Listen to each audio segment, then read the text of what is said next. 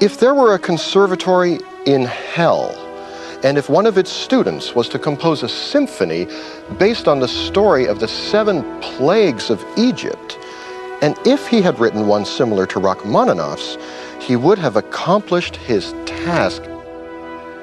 Was Rachmaninoff's first symphony really that bad? That scathing review and others like it pushed the 24-year-old Sergei Rachmaninoff into a 3-year depression that left him in a state of creative paralysis. Rachmaninoff, I think, was I think like all artists, a very sensitive person. And I think the disaster that happened after his first symphony, that it was so badly received by the critics and by everybody, was really, it almost killed him, in fact. I mean, he could have never recovered from it. There's a book I have at home of criticisms of first performances, and there are hundreds in there, you know, of criticisms that destroyed works that are now looked upon as some of the greatest masterpieces we have. See, I don't believe a critic can actually crush someone. If you're in the business, you have to have, if you're in any business, you have to have enough conviction to go on. And if you get a bad review, my God, if thinking of a composer, you are in great company. Because what great composer from, let's say, from Beethoven, has not had scathing reviews? If you have a lousy piece and somebody gives it a great review, it's not going to last. As if somebody writes a lousy review on a great piece, the piece is going to last, the review is irrelevant. So Beethoven Fifth got lousy reviews. Concerto for Orchestra, Bartok, and so on. So what? I got lousy reviews, I'm still here. You know, so did many other people. It's not the critics. The critics don't make the music. The critics don't make the wheel go around. It's the notes that these people write and will keep writing. Thankfully for classical music, Rachmaninoff survived, and his critics didn't. He survived through hypnosis therapy administered by Dr. Nikolai Dahl, a noted Russian psychiatrist and keen amateur musician. He did go into what was at that time a fairly advanced kind of treatment of psychotherapy to try to get himself out of it, and succeeded, and in fact relaunched his career. And he had the good fortune that was traditional in music of being able to perform his own music. After his recovery, Rachmaninoff wrote several pieces, but most importantly, he began composing his most enduring work, the C minor Piano Concerto No. 2, which he dedicated to the good Dr. Dahl.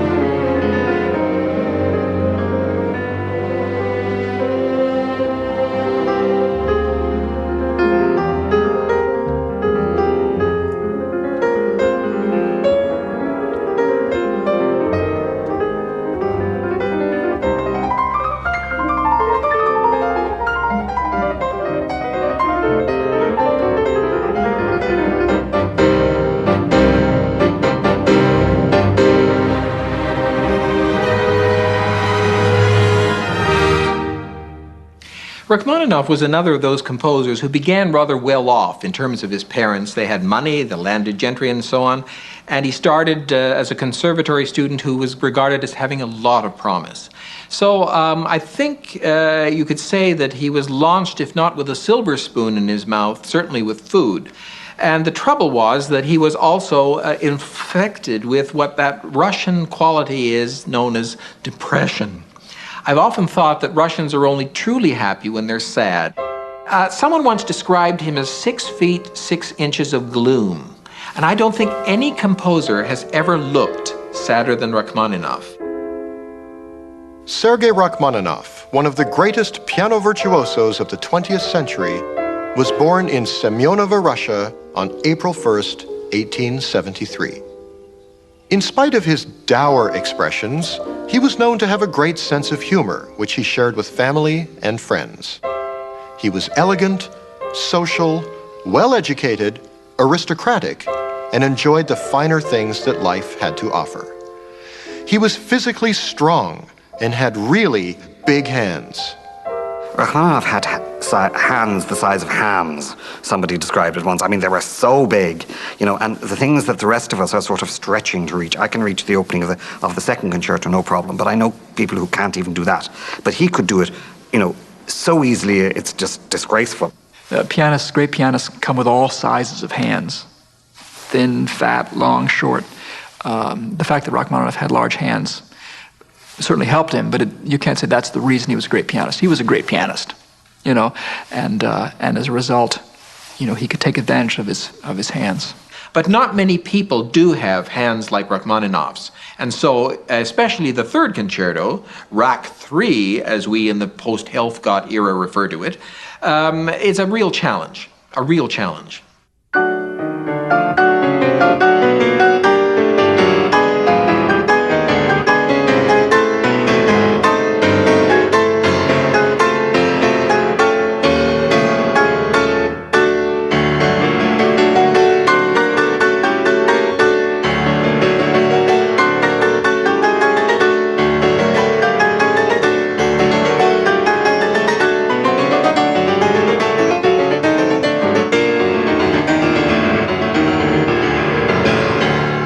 The third concerto, amongst musicians, was always looked upon with extraordinary respect and reverence. And anybody who could play it was also looked upon the same way. There's no doubt about that Shine did a tremendous amount to the third concerto, and I'm not going to complain about it. I mean, anything that makes classical music more popular, I agree with, because I think people tend to think about classical music as in capital letters and inverted commas, and as something elitist, and that's dreadful. Rachmaninoff premiered his third concerto in New York on his first American tour in 1909. The American audiences loved him, but he hated the endless traveling and the countless performances and declined any further American contracts. He would return to America for good in 1918, leaving behind a Russia that was now run by communists. He and his family landed in New York, where Rachmaninoff quickly found an agent and gratefully accepted a gift of a piano from the Steinway Company. Rachmaninoff was not interested technically in the piano, just in results. Well, the Steinway piano, to start off with, adapted several ideas that other people had thought of ahead, such as the iron frame was made prior to Steinway's arrival, and the idea of stringing one set of strings across the other was used, but Steinway adapted these two ideas and put them together with a few wrinkles of their own, such as the way the strings are laid out and a downward projecting flange on the plate that were brand new that created what became known as the Steinway system. The regulation of the action of the hammers, which is what really separates the men from the boys on piano making. And that's where the Steinway excels. You cannot study music without reference to the piano keyboard. You find most of the great conductors are pianists. That's the way they study scores, whether they're good pianists or not. The piano is just a basic tool in the music industry. You can't get along without it. From whether it's Billy Joel or Harry Connick Jr. or Emanuel Axe, the piano is it. I think for me, Steinways are the piano I feel most comfortable with. I've always played on them. I feel very good about them. I think they're wonderful instruments.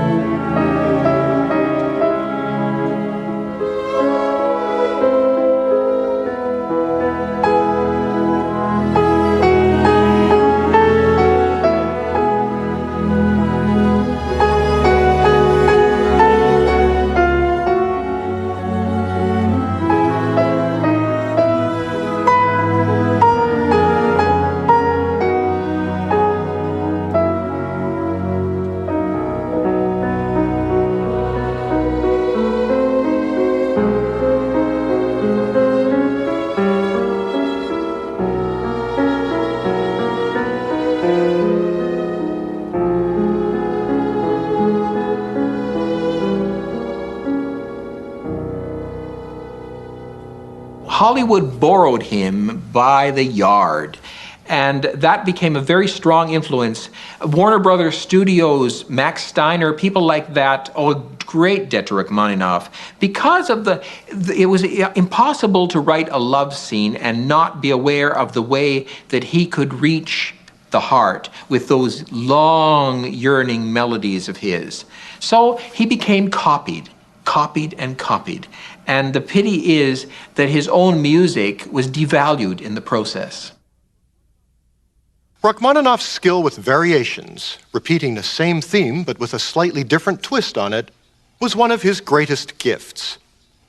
Rachmaninoff could take a piece of music, turn it inside out, and make it sound completely different, but still sort of the same.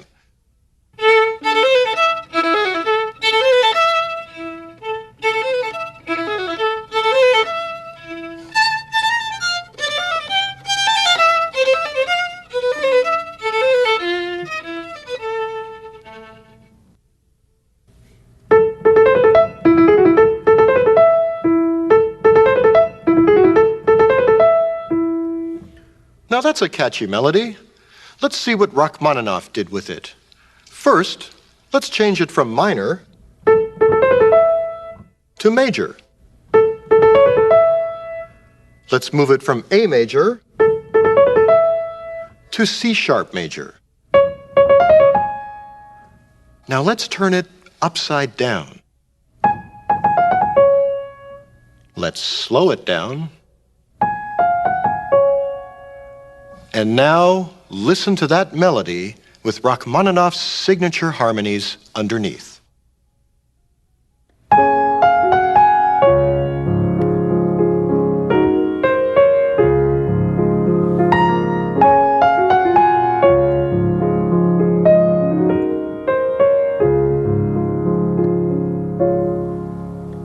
See what I mean?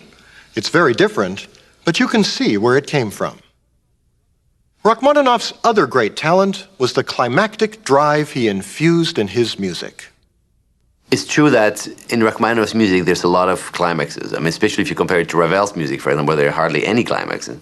So I think really the trick with that and the idea is that I think you have to look in a score for the climax, the biggest one. It's like this automatically, like in everything in life, there is one climax that will be bigger than the others.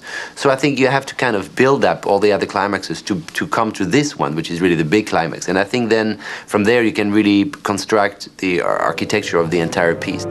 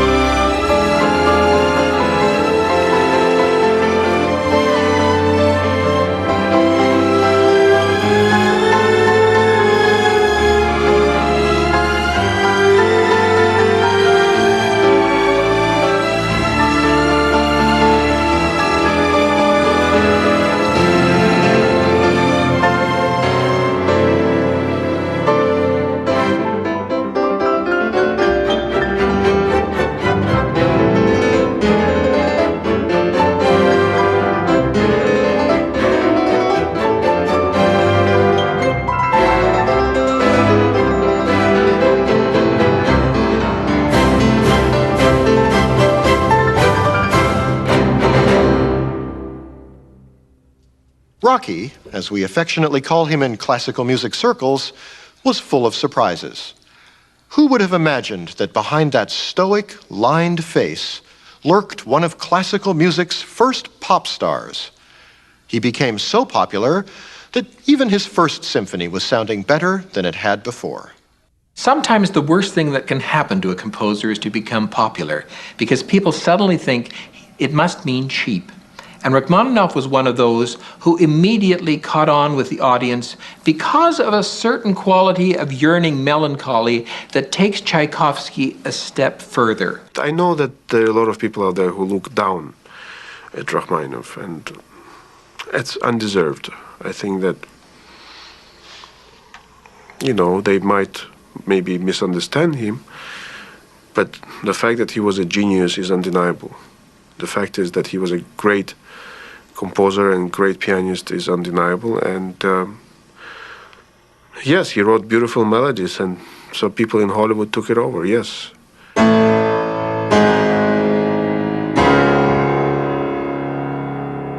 Rachmaninoff died of cancer on March 28, 1943. Ironically, he was living in Beverly Hills when he passed on. For having been embraced by Hollywood, he suffered at the merciless hands of critics who unfairly categorized his music as nothing more than background movie fluff. But after all, Rachmaninoff's music came well before the movies. Maybe the single greatest tragedy in his life was having written the Prelude in C-sharp minor at the age of 20. Nothing that he wrote thereafter was nearly so popular, and people always wanted him to play it as an encore. He hated the piece. He called his Prelude in C-sharp minor his Frankenstein's monster, but audiences adored its hypnotic, haunting atmosphere.